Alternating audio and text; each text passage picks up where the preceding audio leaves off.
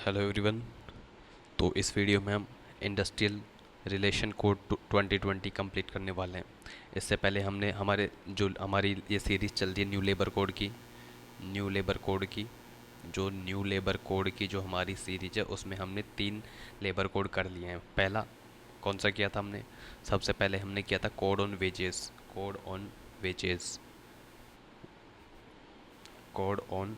Wages 2019।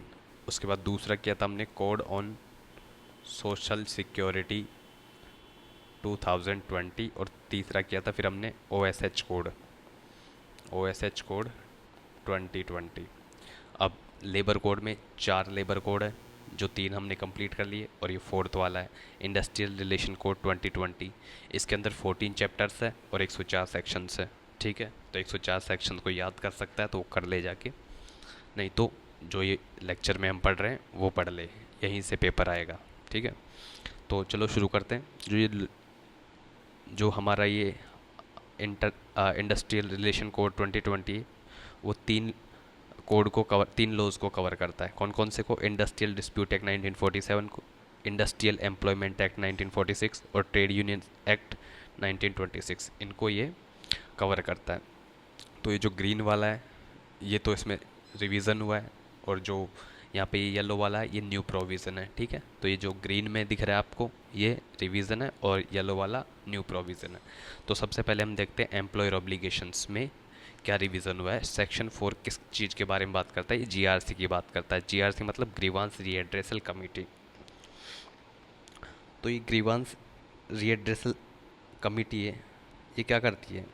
इसमें कह रहा है कि ये एम्प्लॉयर्स, इसमें क्या रिवीजन हुआ है कि employers in every industrial establishment with 20 or more workers will need to set up one or more GRC. GRC मतलब ग्रीवांस रीएड्रेसल कमेटी। फॉर क्यों करना है? For resolution of disputes arising out of individual grievances. The GRC shall consist of, आप अभी पढ़ लो, मैं इसका फिर सिंपल भाषा में मतलब समझाऊंगा ये क्या कहना चाह रहा है। ठीक है, GRC cell consist of an equal number of members representing the employer. Equal number होने चाहिए जो भी जीआरसी है उसके अंदर, एम्प्लॉयर की तरफ से और वर्कर दोनों की तरफ से। The GRC total number of members of GRC shall not exceed 10। 10 से ज़्यादा नहीं होना चाहिए वो मेंबर जीआरसी में। with chairperson of GRC being selected from the representatives of employer and the worker alternatively on and rotational basis every year. जो उसका chairperson है वो एक साल तो एम्प्लॉयर की तरफ से होगा और एक साल वर्कर की तरफ से होगा, ये कह रहा है। और साथ में कह रहा है द आईआर कोड जो इंडस्ट्रियल रिलेशन कोड है also provides for adequate representation of women in the GRC. जो वुमेन का रिप्रेजेंटेशन है वो भी इसमें एडिक्वेट रिप्रेजेंटेशन को प्रोवाइड करता है IR code. Which should not be less than, जो कम नहीं होना चाहिए, proportion of women workers of total number of workers in the industrial establishment. जितनी वुमेन वहाँ काम कर रही है उनके प्रपोर्शन में वो होना चाहिए। For example, if the ratio of total number of work women workers to total number of workers in establishment 2/3 या 2:3, 2:3 में अगर वुमेन का नंबर एटलीस्ट सेम रेशो, इतना ही रेशो उनके जीआरसी में भी होना चाहिए। साथ में कह रहा है कि the provision under industrial dispute act 1947 in relation to GRC whereby employers having alternative grievance redressal mechanism were exempted from the requirement। पहले क्या था, जो हमारा आईडीए एक्ट था इसके अंदर, आईडीए था उसके अंदर ये एग्जेम्प्टेड था ग्रीवांस रेड्रेसल मैकेनिज्म में, वहाँ पे फ्रॉम अगर ये था ग्रीवांस रेड्रेसल मैकेनिज्म था उनके पास, तो वो जो इसकी रिक्वायरमेंट थी जीआरसी की उसके लिए एग्जेम्प्टेड था, लेकिन has not been incorporated in the IR code. लेकिन इसमें आईआर कोड में ऐसा नहीं है। Applications in respect of individual dispute may be filed before the GRC within 1 year of date of cause of action leading to such dispute. The GRC may complete its proceedings within 30 days from receipt of such application। ठीक है, तो ये क्या कह रहा है, अब इसको आसान भाषा में समझाता हूँ मैं क्या कहना चाह रहा है। ये सबसे पहले कह रहा है कि जो हर उस इंडस्ट्रियल एस्टेब्लिशमेंट में जहाँ पे 20 या उससे ज़्यादा वर्कर काम करते हैं वहाँ पे एक जीआरसी होगी। क्या होगी? जीआरसी, ग्रीवांस रिएड्रेसल कमेटी होगी, और ये मैंडेटरी है, बनाना जरूरी है। इस कमेटी का काम क्या है? जो वर्कर्स की इंडिविजुअल कंप्लेंट्स है, वर्कर की जो इंडिविजुअल कंप्लेंट्स है या जो ग्रीवांसेस हैं उनको सॉल्व करना इसका काम है। तो और आगे कह रहा है कि जीआरसी की कंपोजिशन कैसी होगी, जीआरसी में एम्प्लॉयर और एम्प्लॉई दोनों की तरफ से बराबर मेंबर्स होंगे, इक्वल रिप्रेजेंटेशन होगा, टोटल मेंबर 10 से ज़्यादा नहीं होने चाहिए, और हर साल जो कमेटी का जो चेयरपर्सन होगा, कमेटी का जो चेयरपर्सन होगा, ये चेयरपर्सन होगा वो एम्प्लॉयर और वर्कर रिप्रेजेंटेटिव के बीच बारी बारी से चुना जाएगा। मतलब एक साल कोई इसकी तरफ से, एम्प्लॉयर की तरफ से, तो दूसरे साल वर्कर की तरफ से होगा, ये कहना चाह रहा है। जैसे एग्जांपल के लिए मैं बताऊं तो मान लो कोई फैक्ट्री में 25 वर्कर है, 25 वर्कर्स है, यहाँ पे अब जीआरसी बनना जरूरी हो गया क्योंकि 20 से ज़्यादा मेंबर यहाँ पे वर्कर हो गए। तो इस कमेटी में मान लो 6 मेंबर हैं, तो 3 एम्प्लॉयर की तरफ से होंगे और 3 एम्प्लॉय की तरफ से होंगे। जैसे अब पहले साल इन एम्प्लॉयर की तरफ से चेयरपर्सन बन रहा है, तो दूसरे साल इनकी तरफ से एक चेयरपर्सन बनेगा, ये ऐसा कहना चाह रहा है। और इसके आगे फिर वो वुमेन की बात कर रहा है कि वुमेन में, इसमें भी जो महिलाओं का रिप्रेजेंटेशन है वो उतना ही होना चाहिए जितना एस्टेब्लिशमेंट में महिलाओं का जो रेशो है। जैसे कि एग्जांपल के लिए मान लो कि 500 टोटल वर्कर हैं, जिसमें 200 महिला है, 300 पुरुष हैं, तो इनका जो जीआरसी की कमिटी जीआरसी बनेगी उसमें भी 2/3 के रेशो में ही होना चाहिए, महिलाओं का रिप्रेजेंटेशन होना चाहिए इसके अंदर।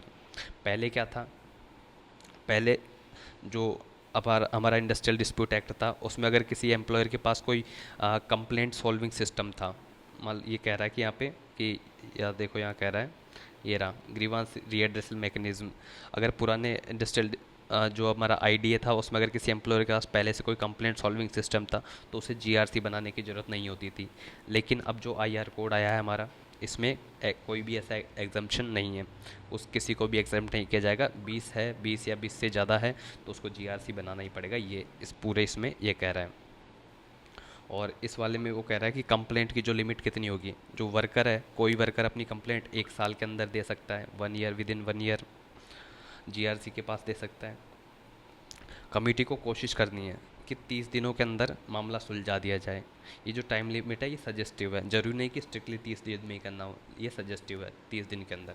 और ये कौन से सेक्शन में, सेक्शन 4 में, ठीक है। तो और वही सेम चीज़ यहाँ पे रिवाइज किया गया है, रिवीजन जो इसमें मैंने पूरा बता दिया। पॉइंट नंबर 2 पे आओ, नेगोशिएटिंग यूनियन, सेक्शन 14 बिल्कुल न्यू प्रोविज़न है। ये क्या कह रहा है कि एम्प्लॉयर्स, पहले मैं पूरा आपको बता देता हूँ पढ़ के कि ये कहना क्या चाह रहा है, आपको अगर समझ आ रहा तो ठीक, नहीं तो मैं बाद में आपको समझाऊंगा कैसे। Employers having registered trade union of workers will have a negotiating union or negotiating council for negotiating with the employer on certain matters which may be prescribed by the appropriate government. In case there is a single register, अगर एक ही single register trade union है, such trade union will be recognise as negotiating union, तो उसी को मान लिया जाएगा negotiating union, subject to applicable qualification, जो भी उसकी क्वालिफिकेशन है उसके हिसाब से।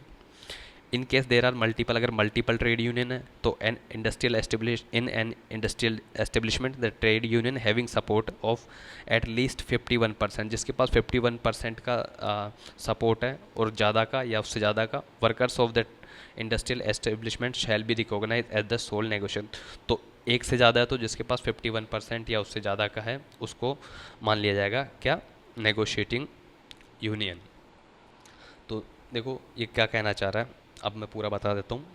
अगर किसी ट्रेड यूनियन, अगर एक ही ट्रेड यूनियन है, एक ही ट्रेड यूनियन है तो वही क्या, नेगोशिएटिंग यूनियन मान ली जाएगी। अगर कई यूनियन है, एक से ज़्यादा है, तो जिस यूनियन को 51% या उससे ज़्यादा वर्कर सपोर्ट कर रहे हैं तो उसको नेगोशिएटिंग यूनियन माना जाएगा। जैसे एग्जांपल के लिए किसी कंपनी में मान लो 100 वर्कर है और उसमें 55 वर्कर यूनियन ए को सपोर्ट कर रहे हैं, तो यूनियन ए बनेगी नेगोशिएटिंग यूनियन, ये ऐसा करना चाह रहा है। ये इंपॉर्टेंट क्यों है, देखो ये, यार इसको मिटाऊँ, ठीक है, समझ आ गया आपको। तो ये इंपॉर्टेंट क्या है, नेगोशिएटिंग यूनियन का क्या काम होता है, एम्प्लॉयर से बात करना, एम्प्लॉयर से बात करना, किसके, सैलरी की बात करना, वर्किंग कंडीशंस की बात करना, लीव की बात करना, कोई पॉलिसी की बात करना, वर्कर्स कमेटी की कलेक्टिव डिमांड रखना, इसका काम होता है नेगोशिएटिंग यूनियन का। और इसी को कहते हैं कलेक्टिव बार्गेनिंग, कलेक्टिव बार्गेनिंग। अब कोई आपसे पूछे कलेक्टिव बार्गेनिंग क्या है, तो कलेक्टिव बार्गेनिंग ये होता है कि एम्प्लॉयर से इन सब ऐसी चीज़ों पर बात करना, उसे बार्गेनिंग करना, कलेक्टिव बार्गेनिंग कहलाता है। ठीक है, तो ये सेक्शन 14 में न्यू प्रोविज़न है बिल्कुल।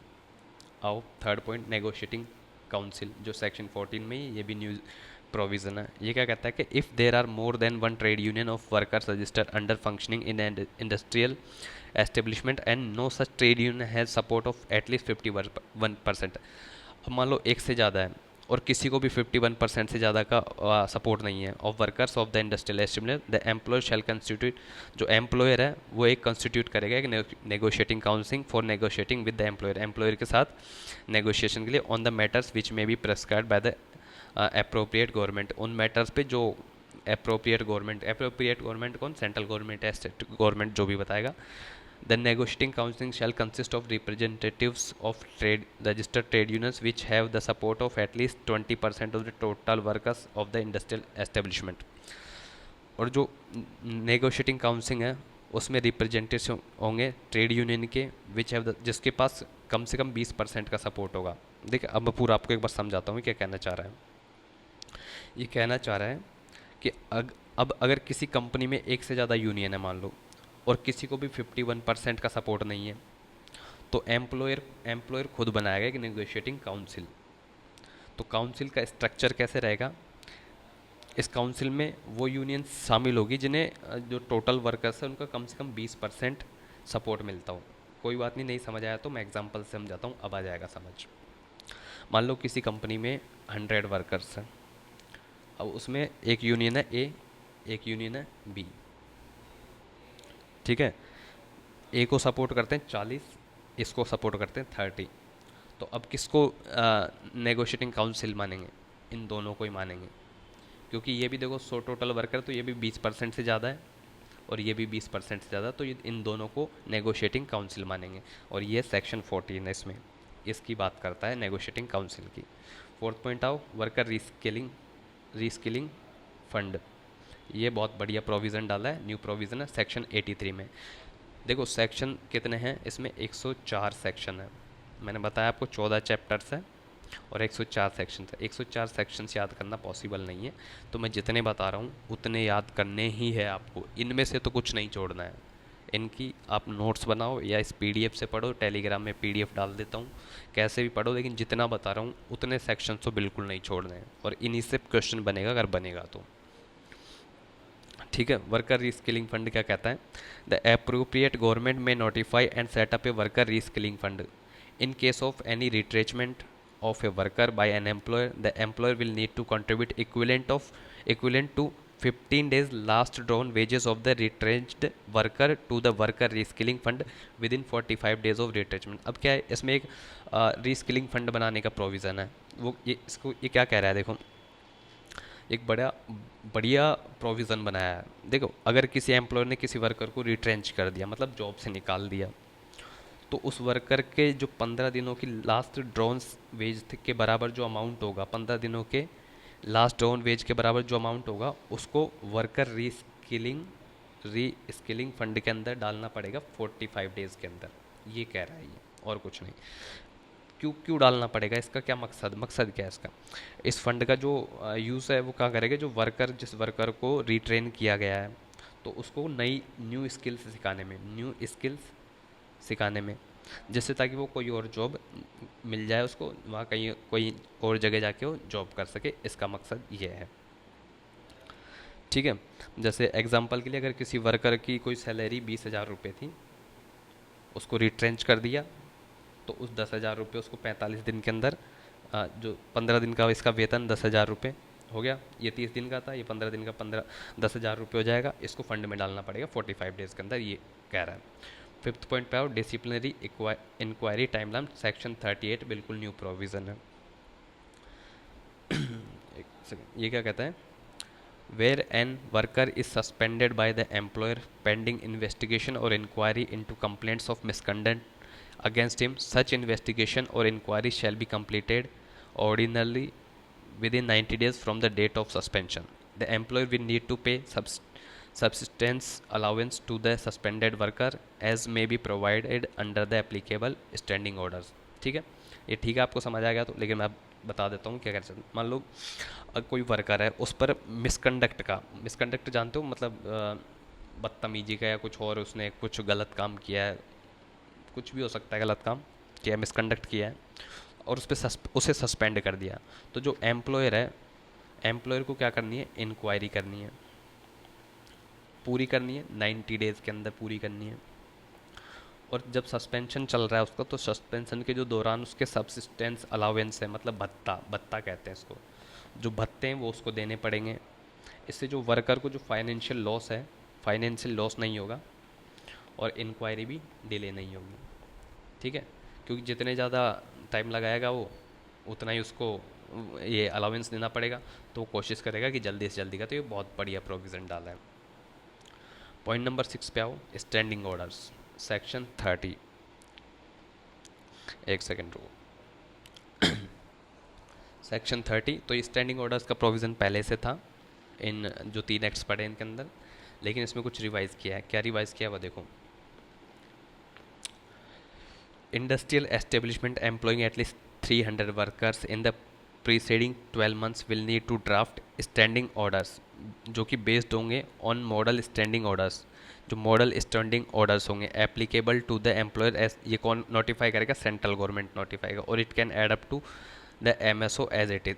तो जो वो स्टैंडिंग ऑर्डर्स बनाएगा, कोई एस्टेब्लिशमेंट स्टैंडिंग ऑर्डर्स बना रहा है, तो ये एमएसओ पे बेस्ड होने चाहिए, इसके जो रिक्वायरमेंट्स हैं इनको फुलफिल करना चाहिए, या फिर वो डायरेक्ट इसको मॉडल जो स्टैंडिंग ऑर्डर है उसको भी ले सकता है, अपना सकता है। This need to be completed within 6 months from the date of commencement of IR code, 6 months from the date of application of standing orders related provision under chapter 4 of IR code to the employee's establishment owing the employment of at least 300 workers whichever is later। ठीक है, आपको अगर ये समझ आ गया ठीक है, नहीं तो मैं आपको समझा रहा हूँ, पहले इसको पूरा पढ़ लेते हैं। इसमें उसको 2 ऑप्शन दिए हैं। पहला option, industrial establishment draft standing orders, जो कि बेस्ड होने चाहिए मॉडल स्टैंडिंग ऑर्डर्स पे। Such standing orders will need to be forwarded by the employer, forward करेगा एम्प्लॉयर, किसको करेगा, और वो भी इलेक्ट्रॉनिकली करेगा, to the relevant certifying authority, जो भी सर्टिफाइंग ऑथोरिटी है, जो भी सर्टिफाई कर रहा है उसको ये फॉरवर्ड करेगा। अपॉइंटेड अंडर, जो IR कोड के अंदर जो अपॉइंट किया जाएगा ऑथोरिटी, उसको फॉरवर्ड करेगा फॉर सर्टिफिकेशन के लिए। The certifying authorities will need to conclude the process of certification of standing orders, including consultation with trade union, worker representation, ये सबको मिला के उसको 60 डेज़ के अंदर उसको कंक्लूड करना पड़ेगा ऑफ सबमिशन बाय एम्प्लॉयज़। जब एम्प्लॉयर उसको सबमिट कर देता है उसके 60 डेज़ के अंदर उसको करना पड़ेगा certifying. Following which the standing orders may be deemed to be certify, अगर वो ऐसा नहीं करता है 60 डेज के अंदर, तो मान लिया जाएगा कि वो जो सर्टिफिकेशन था वो अप्रूव हो गया है। This is subject to the compliance with conditions under IR code based on which an employ draft standing orders will be certified. This includes compliance with IR code and provision in the standing orders on all matters specified under first schedule of IR code. ठीक है, पहला option ये है। दूसरा option देखो, चलो पहला option तक बता देता हूँ पहले मैं, नहीं तो लंबा हो जाएगा ये।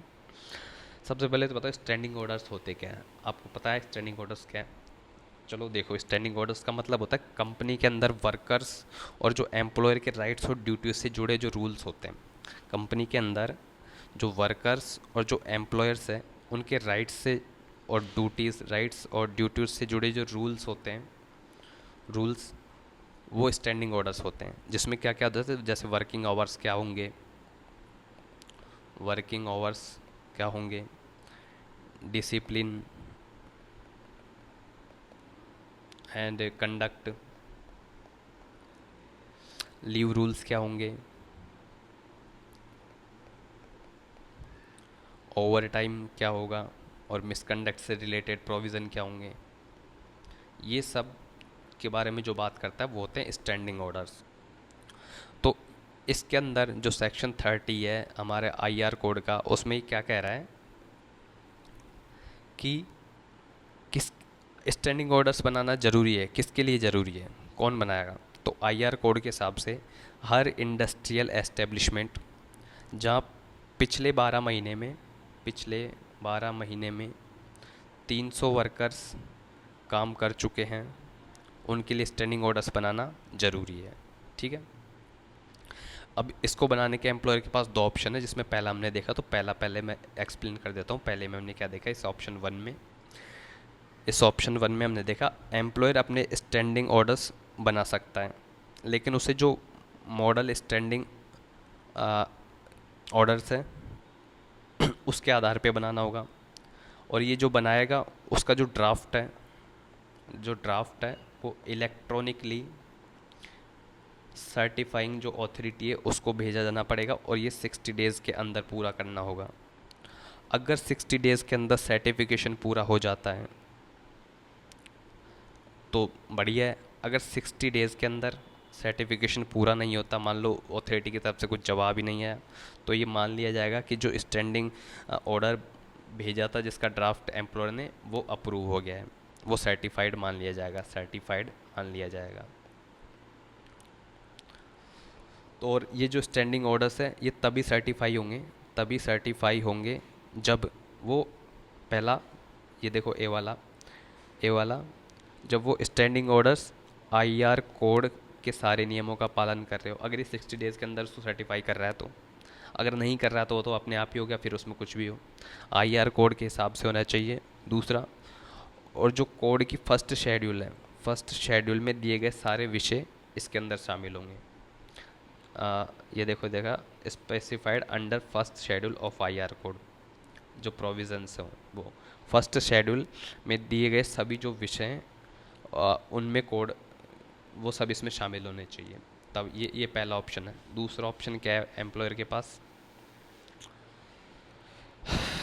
इफ़ एम्प्लॉयर एडॉप्ट्स एमएसओ, अगर वो डायरेक्ट ही जो मॉडल स्टैंडिंग ऑर्डर है उसको अडॉप्ट कर लेता है विदाउट एनी चेंज, बिना किसी चेंज के, the MSO shall be deemed to have certified as per IR code and employer will need to forward this information to the concern certified officer in prescribed manner. तो भी उसको भेजना तो पड़ेगा certifying officer के पास अगर वो डायरेक्ट एमएसओ को अडॉप्ट कर लेता तो।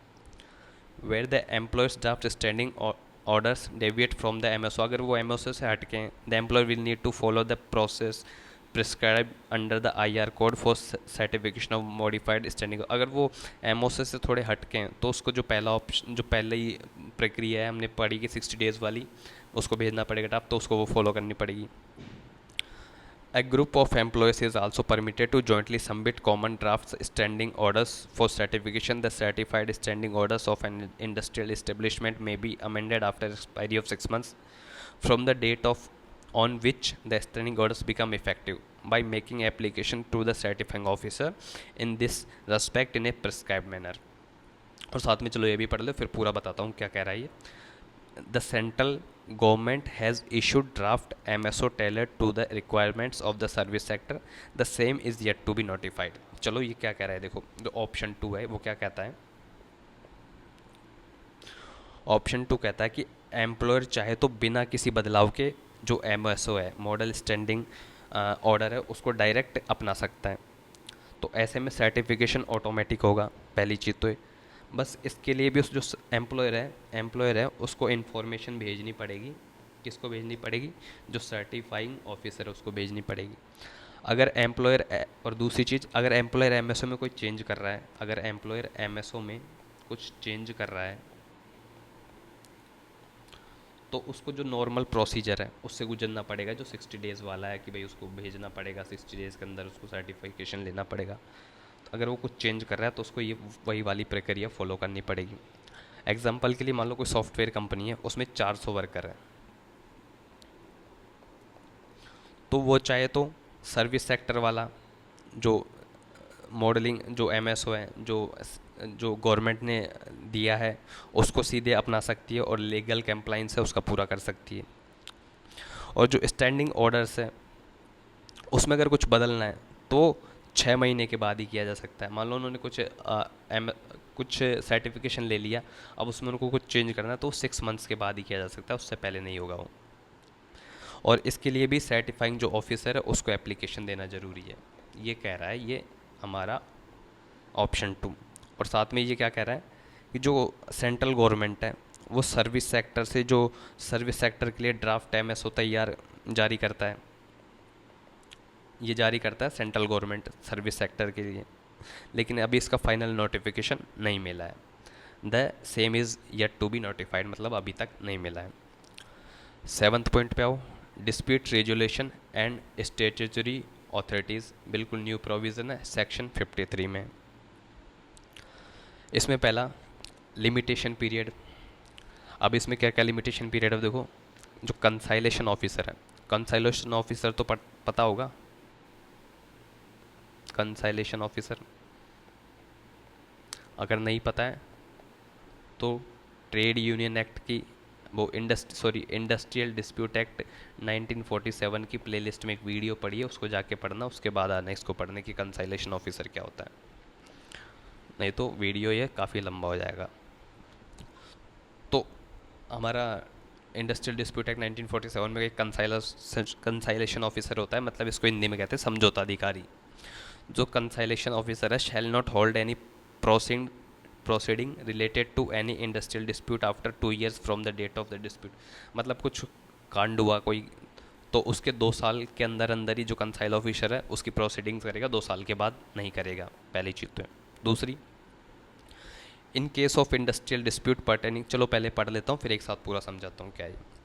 इन case of industrial dispute pertaining to discharge, dismissal, retrenchment or otherwise termination of services, a worker may directly refer the dispute to an industrial tribunal। वो डायरेक्ट इंडस्ट्रियल ट्रिब्यूनल में जा सकता है after expiry of 45 days the date of filing an application to conciliation of such dispute provided such reference is made before expiry of 2 years। दो साल के अंदर ही करनी है उसको, from the date of discharge retrenchment.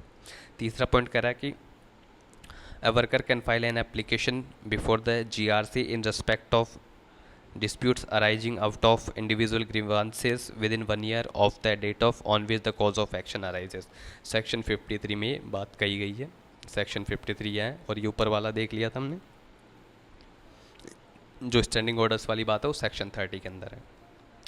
चलो इसको देखो, पूरा देखो, ये पूरा बता देता हूँ मैं स्टार्टिंग से।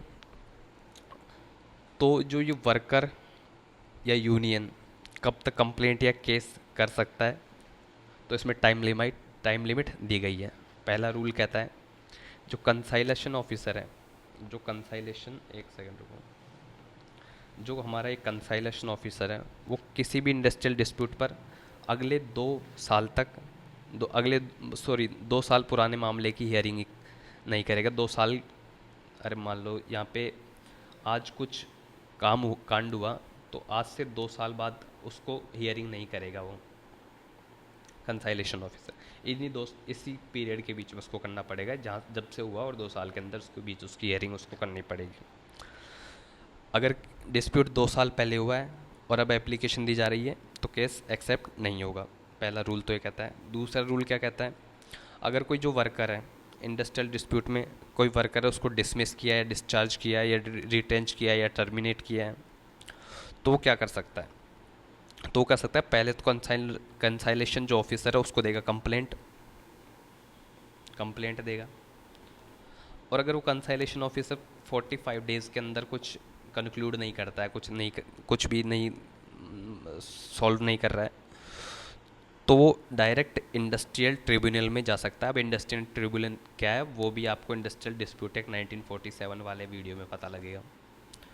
तो वो डायरेक्ट 45 डेज तक अगर कुछ नहीं होता है तो डायरेक्ट इंडस्ट्रियल ट्रिब्यूनल में डायरेक्ट केस डाल सकता है। लेकिन जो टर्मिनेशन, ये सब टर्मिनेशन की डेट है वो 2 साल के अंदर ही होना चाहिए, सब कुछ जो भी हो रहा है। ये रूल नंबर 2 हो गया, ठीक है, ये 2 साल के अंदर ही होना चाहिए। सेक्शन 3 थर्ड पॉइंट क्या कह रहा है, इंडिविजुअल ग्रीवांस की बात कर रहे हैं। अगर कोई वर्कर किसी की पर्सनल कंप्लेंट है, जैसे लीव से रिलेटेड हो गई, सैलरी से हो गई, प्रमोशन से रिलेटेड हो गया, कुछ हरेसमेंट से रिलेटेड कुछ हो गया, तो वो केस 1 साल के अंदर जीआरसी के पास डाल सकता है, ग्रीवांस रिएड्रेसल कमेटी के पास डाल सकता है, ठीक है। तो ये सब हो गया। तो इसकी पूरे की 7 पॉइंट की एक बार समरी देखो क्या, जो डिस्प्यूट है वो 2 साल के अंदर सॉल्व होनी चाहिए कंसल्टेशन ऑफिसर द्वारा, और जो ट्रिब्यूनल केस के अंदर टर्मिनेशन के 2 साल के अंदर ये टर्मिनेशन वाला भी होना चाहिए, पर्सनल कंप्लेंट 1 साल के अंदर होनी चाहिए। तो ये जो क्लियर टाइम फ्रेम बना दिया, जैसे ये क्यों बनाया, ताकि जो पुराने केस है वो पेंडिंग ना रहे, इसलिए बनाया, और ये बिल्कुल न्यू प्रोविज़न और बहुत बढ़िया प्रोविज़न है। 8th पॉइंट पे आओ, पेनल्टीज़ की बात करता है ये, increase penalties for non compliance. जो पेनल्टीज़ है वो बढ़ा दी है, बढ़ा नहीं दी, काफ़ी बढ़ा दी है, बहुत ज़्यादा बढ़ा दी है, लेकिन बहुत बढ़िया किया है ताकि किसी का एक्सप्लॉइटेशन ना हो। सेक्शन 87 कहता है पेनल्टी पहले भी थे लेकिन इसको रिवाइज़ कर दिया और बहुत अच्छे से रिवाइज़ किया है। The penalties for non compliance with certain legal record have been enhanced, इनको सुधार दिए। जो maximum penalty for contravening provision, अगर उल्लंघन कर रहा है आईआर कोड का पर्टनिंग टू ले ऑफ इनसे रिलेटेड पेमेंट ऑफ कंपनसेशन से to worker in case of transfer of establishment and closing of establishment, fine ये 2 लाख रुपये तक का, इन केसेस पे 2 लाख रुपये तक का फाइन होगा। चलो एक बार पढ़ लो फिर पूरा बताता हूँ। Maximum penalty in case of subsequent contravention imprisonment for 6 months and or fine of 5 lakh rupees. Maximum penalty for employers committing unfair labour practices ULP as provided under third schedule, जो थर्ड शेड्यूल में दे रखी है, क्या दे रखी है, union labour practices कौन कौन सी है, तो इसमें 2 लाख रुपए तक का उसको फाइन लगेगा। सेक्शन 86 है, रिवीजन क्या हुआ है, penalties for contravention of law covered under IR code have been revised with substantial increase in monetary liability. For example, the highest monetary penalty under the IDA 1947 was 5,000। जो IDA industrial dispute act 1947 था उसके अंदर highest penalty 5,000 रुपये की थी, लेकिन अब देखो कितनी कर दी, 2 लाख, 5 लाख, 3 लाख। तो चलो देखो पहला क्या कह रहा है, पहला कह रहा है कि अगर कोई एम्प्लॉयर है वो ले ऑफ से, रिट्रेचमेंट से, पेमेंट ऑफ कंपनसेशन से, इनसे जुड़े कोई रूल्स तोड़ता है उस पर 2 लाख रुपए तक का जुर्माना लगाया जा सकता है। बी वाला, अगर वो सेम अगर गलती दोबारा कर रहा है तो 6 महीने तक की जेल या फिर 5 लाख रुपए तक का जुर्माना, या फिर दोनों, बोथ दोनों हो सकता है। तीसरा कह रहा है जो ULP अनफेयर लेबर प्रैक्टिसेस में कोई एम्प्लॉयर पाया जाता है, जैसे कि यूनियन को दबाना या फिर डिस्क्रिमिनेशन करना, तो उस पर 2 लाख रुपए तक की पेनल्टी लगाई जा सकती है। ये कह रहा है पॉइंट नंबर 8। पॉइंट नंबर 9 जो कि लास्ट पॉइंट है, कंपोजिशन ऑफेंस, ये सारे में हमने सेम पढ़ा था, बस सेक्शन सबके अलग है। ये न्यू प्रोविज़न, और ये देखो कंपोजिशन ऑफेंस में जो हमने चारों पढ़े हैं चारों में सेम है कि भाई इसमें क्या कह रहा है, इसमें कह रहा है कि the IR code provides for compounding of certain offences in following manner, A, B इन 2 तरीके से, और एक C इसको मान लो। For an offence punishable with fine only, कोई ऐसा ऑफेंस किया है जो फाइन, जिसमें फ़ाइन ही लगता है, तो with payment of 50% of maximum fine provided for that offence. और दूसरा कह रहा है for an offence punishable with imprisonment, जिसमें इम्प्रिजमेंट भी होता हो, for a term which is not more, जो 1 साल से कम का हो, आल्सो विद फाइन, जिसमें फ़ाइन भी और 1 साल से कम का इम्प्रिजमेंट हो, तो with payment of 75% of the maximum fine provided for that offence. Once an offence is compounded, no prosecution will be instituted against the offender for the offence। तो ये क्या कह रहा है कि अगर कोई ऑफेंस में सिर्फ फाइन है, सेम ही है, हमने तीनों में पढ़ा, तीनों में सेम है, अगर सिर्फ फाइन है तो 50% तक दे के केस क्लोज कर दो, कोर्ट वोट जाने की कहीं आगे कार्रवाई की जरूरत नहीं, 50% दो और क्लोज कर दो।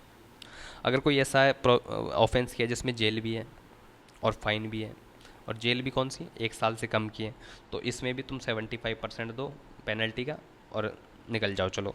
लेकिन अगर कंपाउंडेड बार बार कर रहे हो तुम केस में, दोबारा प्रोसिक्यूशन नहीं होगा, तुम्हारा कोई बचाव नहीं किया जाएगा, तुम्हारे ऊपर जो भी पेनल्टी है 2 लाख 5 लाख की ये लगाई जाएगी, और इस न्यू प्रोविज़न सेक्शन 89 में दिया हुआ है। ठीक है, तो ये लास्ट वाला important matters to be provided under state central rules, manner of choosing members of GRC and matters that may be referred to GRC। ये हमने देख लिया क्या क्या है कि भाई 10 से ज़्यादा नहीं होने चाहिए, इक्वल रिप्रेजेंटेशन होना चाहिए, और प्रोपोर्शन महिलाओं का भी सेम होना चाहिए। The central government shall notify the MSO for services sector, section 35 होगा, section 35। And sector and manufacturing sector establishment, section 35 ही था क्या वो, हाँ, जो MSO वाला था पॉइंट नंबर 6 था, है ना, ठीक है, सेक्शन 30 था, वहाँ पे कुछ थोड़ा गलत है,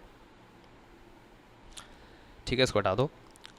तो हमने ये पढ़ ही लिया, ये रिवीजन के लिए बता रहा हूँ कि आपको थोड़ा बहुत याद है कि नहीं। The appropriate government shall notify rules for recognition of, ये भी हमने पढ़ ही लिया, डिस्प्यूट ट्रेड यूनियंस वाला। तो यहाँ पे ऑफिशियल रूप से आपके जो न्यू लेबर कोड है, न्यू लेबर कोड है, वो ख़त्म होते हैं, द एंड ओवर।